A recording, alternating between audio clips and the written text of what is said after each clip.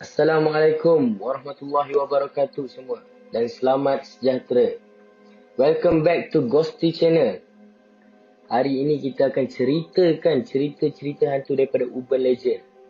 Okay, sebelum apa-apa, saya nak ingatkan bahawa koleksi cerita hantu dalam artikel ni boleh membuat darah anda berderau dan jantung anda berdegup kencang. Anda juga mungkin susah nak tidur malam, jadi hati-hati. Okey, sebelum apa-apa saya perkenalkan diri saya dulu, Firdaus Jasmi, dan anda boleh panggil saya Osas. Okey, kita teruskan dengan cerita kita yang pertama yang bertajuk Dah Ingat Ke? Dah Tahu? Okey, kisah ini berlaku pada sebuah sekolah berasrama penuh di kawasan Pantai Timur. Ceritanya macam ni. Kat asrama perempuan, adalah seorang budak perempuan ni yang rajin study sampai memalam buta kat bilik prep dia. Satu malam tu, dia tak sedar yang dia dah tinggal seorang kat bilik study. Dia pun study lah dengan khusyuknya. Sampai satu part dia tak faham. Dia nak tanya kat member dia yang kat sebelah tu. Dia tak sedar lagi benda tu bukan orang. Masa dia nak tanya tu, matanya terpandang kat bawah meja budak ni. Dia perasan member tu tak ada kaki. Lepas tu dia kata, tak apalah, dah ingat macam mana nak buat. Lebih kurang macam tu lah dia cakap. Sambil berkira-kira nak belah secepat mungkin. Yang mencuakkan bila si member tu pula tiba-tiba tanya, dah ingat ke? Dah tahu? Maksudnya, dah tahu ke yang dia tu hantu?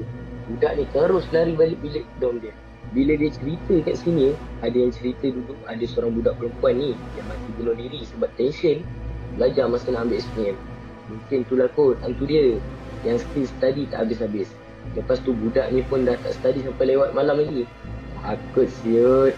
Korang percaya tak? Kalau tak percaya, terpulanglah. Okey, seterusnya kisah nombor 2 yang bertajuk Mati Terkunci Dalam Loker. Kisah ni bermula katanya ada seorang pelajar lelaki cuba ponteng solat Jumaat dengan bersembunyi dalam loker supaya tak dapat dikesan warden. Masa tempoh bersembunyi tu, dia tertidur. Sedar je dah petang. Bila bangun je, dia cuba keluar tapi terkunci dari luar. Maybe kawan-kawan dia lah kot kunci sebab tak tahu dia ada kat dalam loker tu. Dia pun cubalah panggil kawan-kawan dia. Tapi malangnya seorang pun tak ada. Sebab hari tu hari terakhir persekolahan. Semua dah balik kampung. Akibat lemas sebab suhu panas dan kurang udara, pelajar tersebut pun mati. Akibat dari kejadian tu, katanya sesiapa je tidur atas katil arwah akan nampak pelajar lelaki tu tidur kat sebelah dia. Ditambah seram lagi, setiap tengah malam Jumaat akan ada dengar bunyi loker tu diketuk dari dalam.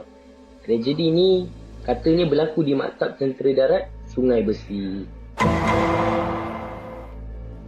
Okey, kita teruskan lagi dengan kisah nombor 3 yang bertajuk 1 dah tidur, 2 dah tidur, 3 dah tidur, 4 tak tidur lagi. Hari tu saya mula kenal Julia. Kami mula rapat sebab masing-masing takut nak pergi tandas malam-malam. Kami saling menemani bila nak terkencing malam-malam.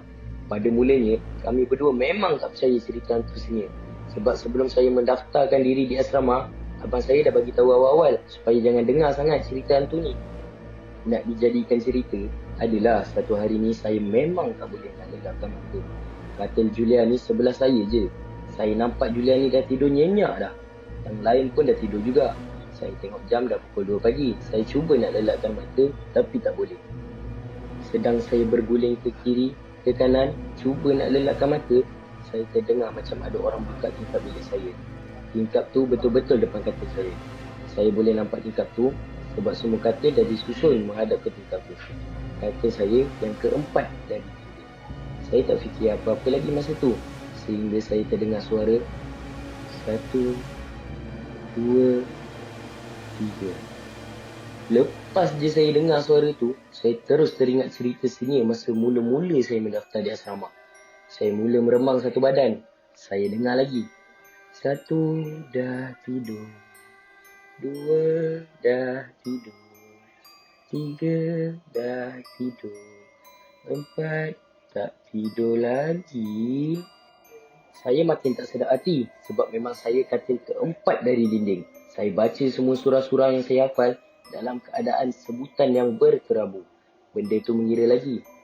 1 dah tidur, 2 dah tidur, 3 dah tidur, 4. Tak tidur lagi.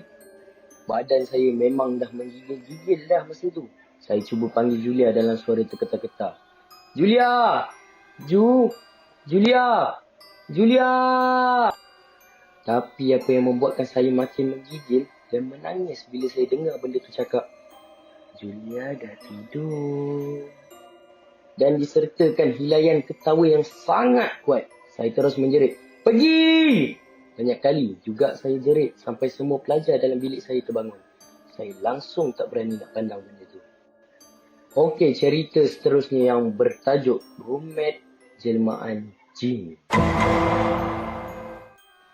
Tak tahu pula sama ada ianya benar atau tidak. Kisah ini diceritakan oleh seorang cikgu matrik. Cerita ini berlaku di kolej perempuan. Ada seorang budak tinggal dengan roommate-nya. Kehidupan mereka seperti biasa tanpa ada sebarang syak wasangka dan juga benda pelik berlaku.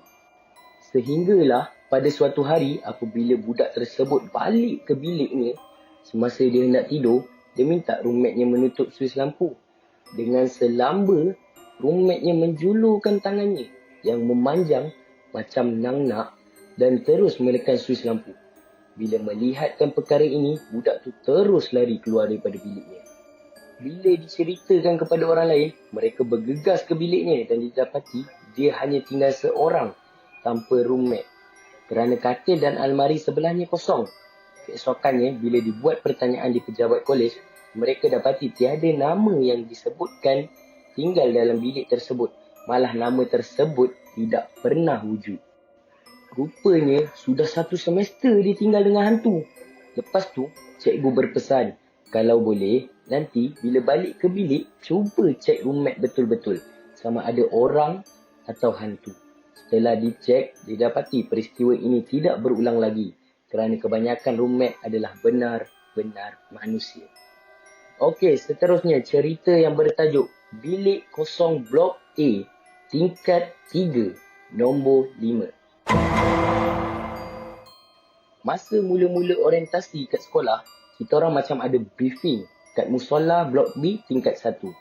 Lepak-lepak kat koridor, lepas tu terpandanglah ada satu bilik di Blok A tingkat 3 yang tertutup.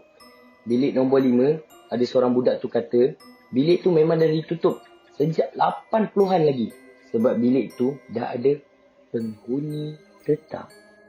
Aku tengok tembok koridor depan bilik tu kosong. Bilik sebelah-sebelah dan lain-lain penuh dengan kasut sekolah yang dijemur. Ceritanya, sesiapa yang jemur kasut, termasuk sikit je kawasan depan bilik tu, esoknya kasut tu akan ada kat atas bumbung kolam mandi yang terletak di tengah-tengah antara 2 blok. Patutlah banyak kasut buruk atas bumbung sekolah tu. Nak dijadikan cerita, ada seorang budak ni nama dia Sally. Dia duduk di asrama Blok C. Satu hari, dia lalu kat dewan makan time petang macam tu. Lepas tu, ada ibu bapa macam tengah tunggu anak dia lah kat dewan makan tu. Normally, ada orang kat konti radio asrama kat bawah tu akan buat announcement. Panggil pelajar kalau mak bapak dia orang datang. Tapi petang tu tak ada orang. So, parents tu minta tolong Sally panggilkan anak dia orang bernama Nurul di bilik A. Tingkat 2, bilik nombor 5. Betul-betul bawah bilik yang ditutup tu. So, Sally pun gigih lah berlari naik tangga. Tangga Blok A ni pula terletak in between bilik 5 dan 6. Entah macam mana Sally terlajak naik sampai tingkat 3, terus menuju ke bilik sebelah tangga. Bilik A, tingkat 3, nombor 5. Bilik yang ditutup tu lah. Tapi, yang seramnya, pintu bilik tu terbuka. Lepas tu dia nampak budak-budak perempuan kat dalam tu semua berkemban. Tengah sikat-sikat rambut. Dia yang tak fikir apa-apa pun terus bertanya. Assalamualaikum. Nurul siapa? Parents dia tengah tunggu kat bawah. Semua pandang. Dan ada seorang jawab. Awak salah bilik. Bilik dia dekat bawah. Sally pun jawab. Oh, ya ke? Sorry. Terima kasih. Terus dia turun ke bilik bawah dan panggil budak yang sebenar turun. Bila dia balik ke bilik, dia gelak-gelak cerita pengalaman yang memalukan. Tersalah bilik kat kakak-kakak bilik dia. Bila dia sebut bilik atas iaitu bilik A tingkat 3 nombor 5, kakak-kakak bilik dia terkejut. Kakak-kakak bilik dia cakap, bilik tu kosong dan dah bertahun-tahun tutup. Menangis-nangis Sally bila tahu cerita pasal bilik tingkat 3 tu. Patutlah dia kata semua sikat rambut. Rambut pula panjang-panjang. Tak perasan pula paras malam. Malam tu juga dia suruh mak bapak dia ambil. Tak lama lepas tu, terus keluar daripada asrama. Pergi sekolah ulang alik je. Lepas tu je, kecoh satu sekolah. Padahal benda tu tak kacau orang luar pun. Kecuali kalau lalu depan bilik dia or dalam bilik tu. Tu pasal bilik tu berkunci. Dikatakan puncanya berlaku disebabkan budak-budak bilik tu yang dulu gatal pergi main spirit-spirit yang melampau.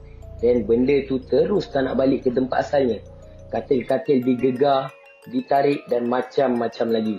Panggil Ustaz Azan kan pun depan pintu, tapi orang-orang yang ada masa tu langsung tak dengar Ustaz tu. Entah macam mana punya deal, pihak sekolah setuju bilik tu dikunci dan just let them stay inside daripada mengganggu kat luar. Seram. Cerita selanjutnya bertajuk Makcik Karipap. Okey, cerita ni cukup popular dekat college student lelaki. Cerita dia macam ni. Macam biasa, bila junior baru masuk, mesti akan ada program orientasi selama beberapa hari. Tujuannya tak lain tak bukan bagi mengeratkan hubungan silaturahim di antara junior dan senior. Nak dijadikan cerita, ada satu malam ni budak-budak senior nak bully ada seorang budak junior ni. Senior tu suruh si junior tu beli karipap kat tingkat 3 blok D. Dia cakap ada orang jual karipap sedap. Padahal blok D tu tak pernah wujud pun. Saja nak test budak junior ni. So senior ni pun gelak-gelak sakan lah. Apa lagi? Dan tiba-tiba lepas beberapa minit, budak junior tu datang bilik senior tu dengan sebilangan karipap yang disuruh beli kat tingkat 3 blok D yang tak wujud tadi tu. Senior tu semua pelik dan mula rasa lain macam. Lepas tu diorang tanyalah kat si junior tu, mana dia dapat karipap tu? Junior tu cakap, dia beli kat tingkat 3 blok D tadi tu lah, dekat seorang makcik. Lepas tu makcik tu siap bagi pesanan kat junior tu. Cakap dengan senior awak, jangan bully budak junior tau. Muka budak-budak senior masing-masing dah bertukar pucat. Rasa terkejut tu sampai menggigil satu badan. Persoalannya kalau blok B tu tak pernah wujud, macam mana budak junior tu boleh sampai dekat situ? Cerita selanjutnya bertajuk Hantu Banduan. Masa hari pertama sekolah, kiranya masa form 1 lah. Malam tu dalam pukul 2 pagi, aku tersedar. Tak tahu pasal apa aku boleh tersedar, tiba-tiba macam tu. So, bila dah tersedar, aku keluar dari dom dan berjalan kaki ke koridor. Aku pandang bawah, pandang blok lain. Aku pun tak tahu pasal apa aku jadi berani. Keluar dari dom pukul 2 pagi. So, lepas jalan-jalan, aku masuk balik dom dan baring atas katil. Masa tu, semua kawan aku dah tidur mati. Ada bunyi kipas buruk je. Dan selepas aku selimutkan badan aku terdengar bunyi orang jalan-jalan di koridor. Aku buka mata, tapi tak ada apa-apa pun, fikir aku. Mungkin kawan aku nak ke tandas kot. Tak apalah, sambung tidur balik. Then, after few minutes macam tu, aku dengar lagi orang jalan-jalan.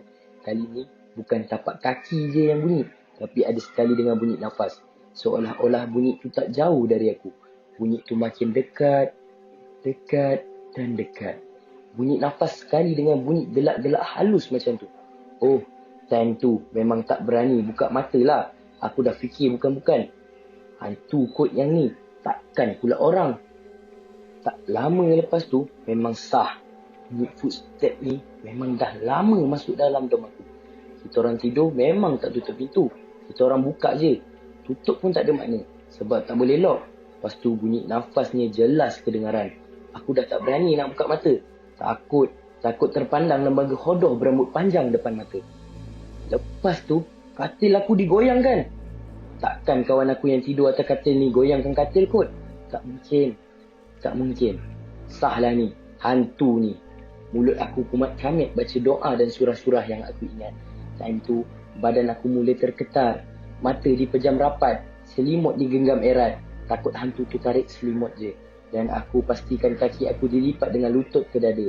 Tak nak hantu tu gosok dan tarik kaki aku. Malah nafasnya jelas kedengaran di sebelah kaki katil. Lebih kurang 10 minit juga katil aku digoyangkan. Lepas tu hilang. Lega jugalah. Tapi tak lama lepas tu aku kedengaran seperti orang tarik besi di koridor sebelah tingkap. Takkan sini datang musik macam ni kot. Takkanlah. Bunyinya jelas kedengaran. Makin lama, makin kuat. Dan end up, aku terdengar bunyi orang menembak dan jeritan kuat disudahi dengan bunyi macam orang jatuh. Kejadian malam tu stop sampai situ je. Tak lama lepas tu aku dengar bunyi orang azan dan alam jam pun. Rasa lega gila. Keesokannya, bila tanya senior, senior kata memang kawasan sekolah ni dulu adalah tempat seorang banduan bunuh diri. Dia cakap kalau aku pergi tengok di bilik satu pokok dekat dengan bilik Ben, orang kata bilik ni banyak kisah hantu. Akan ada satu rantai kaki tergantung di puncak atas pokok. Dan ya, aku tengok memang ada rantai tu. Tapi aku masih ragu-ragu dengan cerita sebenar. Bila aku balik ke rumah, aku tanya adik aku. Memang betul adik aku kata pasal gangguan tu, dia kata member dia pernah kena. Okey, akhir sekali cerita yang bertajuk Melati. Kalau nak tahu, Melati ni sejak dahulu hinggalah sekarang masih lagi menjadi penghuni tetap di kawasan asrama UiTM Sabah. Sebut sahaja Melati, rata-rata penghuni asrama UiTM Sabah tahu siapa Melati. Menurut senior-senior yang terdahulu, Melati ni merupakan roh pelajar perempuan yang telah membunuh diri dengan menggantung diri. Tapi ada juga yang cakap Melati memotong urat nadi di tangannya dan bersembunyi di dalam almari agar tidak diketahui oleh sesiapa pun. Bermacam-macam versi diceritakan tentang cara Melati membunuh diri, tapi realitinya dia tetap mati dan menjadi roh yang mengganggu setiap pelajar di asrama tersebut. Lalunya, dia ni akan mengacau bila tibanya dekat time exam. Dulu, pelajar perempuan pernah tinggal di blok B dan C.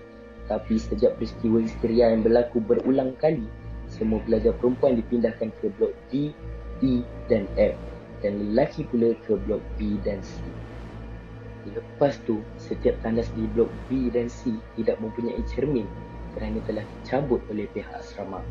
Menurut mereka, ada pelajar lelaki ternampak bayangan perempuan melalui cermin tandas. Setelah diperiksa berulang kali, mereka tidak menemui seorang perempuan pun. So, kita cuma akan nampak Melati melalui cermin. Ada cermin atau tiada, dia tetap ada di situ. Okey, sampai sini saja video kita untuk kali ini. Kita berjumpa di video yang akan datang. Kepada sesiapa yang ingin menceritakan kisah seram atau pengalaman yang telah dilaluinya, tentang apa-apa pun pengalaman seram, boleh sharekan di komen atau DM